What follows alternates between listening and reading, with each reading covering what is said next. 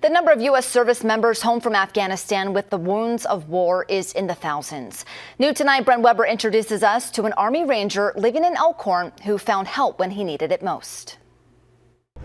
On a gray and chilly Friday afternoon, you won't find Kyle and Taylor Emmons complaining about the weather or much of anything. Probably took a good year or two to really kind of come to terms with it all and be like, well, it's either accept it and move forward or be miserable.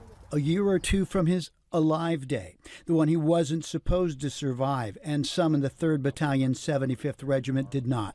October 6th, 2013, an IED in Afghanistan took Sergeant Emmons' leg, vision in one eye, and forever changed their lives. Something like that. Yeah? Yeah. Did you ever lose hope in those times? Oh, no.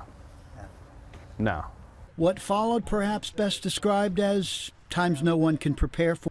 Then the nonprofit Semper Fi and America's Fund stepped up.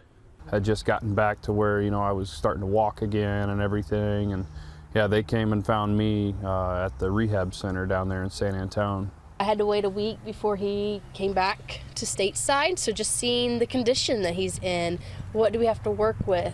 And these foundations, especially Semper Fi and America's Fund, they really reach out and they care about everyone.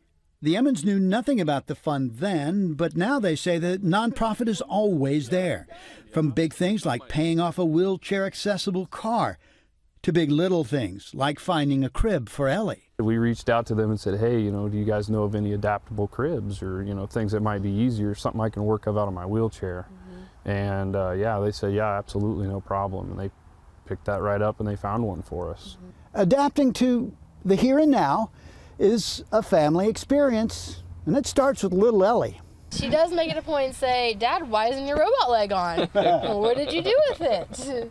So she knows, she's acknowledged it, and we let her know. And it's kind of like we said, we're not afraid of the injury or accident that's happened, and we would rather educate others. Educate others to the realities and the help out there for veterans and caregivers from groups like Semper Fi and America's Fund.